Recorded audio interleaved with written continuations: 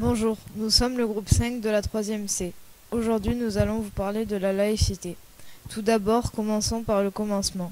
La laïcité fait partie de la République française depuis le 9 décembre 1905. Enfin, le début est un peu plus tôt, en 1980, avec Jules Ferry, le ministre de l'Éducation nationale, qui va rendre l'école obligatoire, laïque et gratuite. Avant tout cela, c'était l'Église qui dominait l'éducation et les consciences. On en revient donc au 9 décembre 1905, où l'on sépare l'Église de l'État, ce qui signifie que l'Église ne sera plus financée par l'État et le catholicisme n'est plus la religion officielle du pays.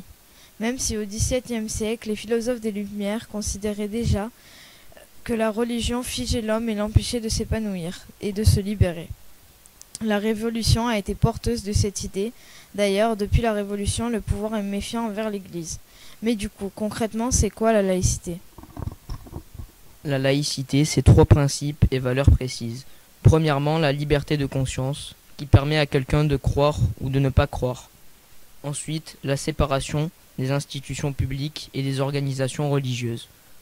On en revient donc à ce qu'on a dit tout à l'heure.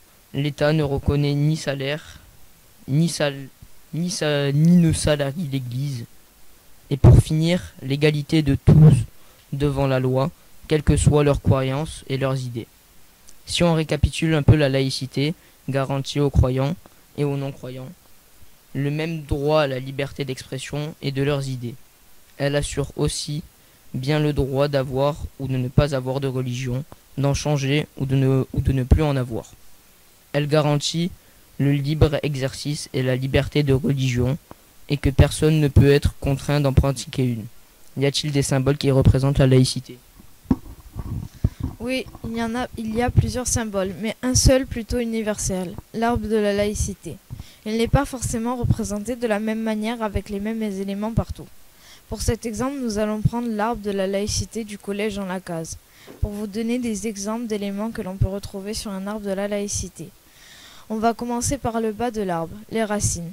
On y retrouve des noms de personnes qui ont été importantes par rapport à l'histoire de la laïcité, exemple Jules Ferry.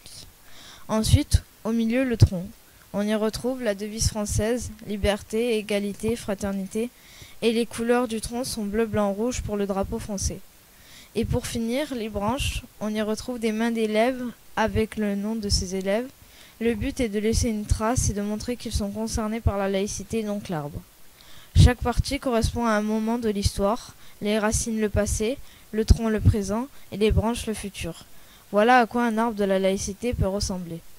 Tiens, en parlant du collège, depuis l'arrivée de la laïcité, certaines choses ont-ils changé ? Oui, comme on l'a dit tout à l'heure, avant, les écoles étaient dominées par l'Église, donc on y retrouvait de l'éducation religieuse, ce qui faisait un gros changement avec les écoles laïques, où on n'en retrouve aucune.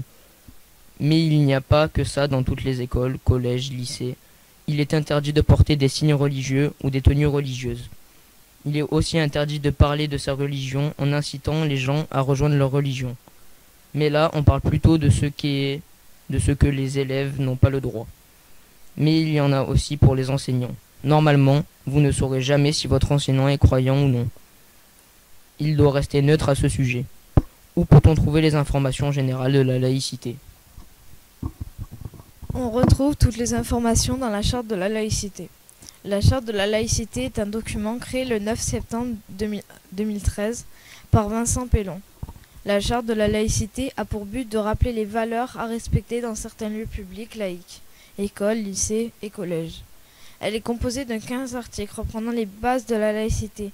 Normalement, elle doit être affichée dans toutes les écoles, collèges et lycées laïques. Les éléments importants à savoir sur la laïcité.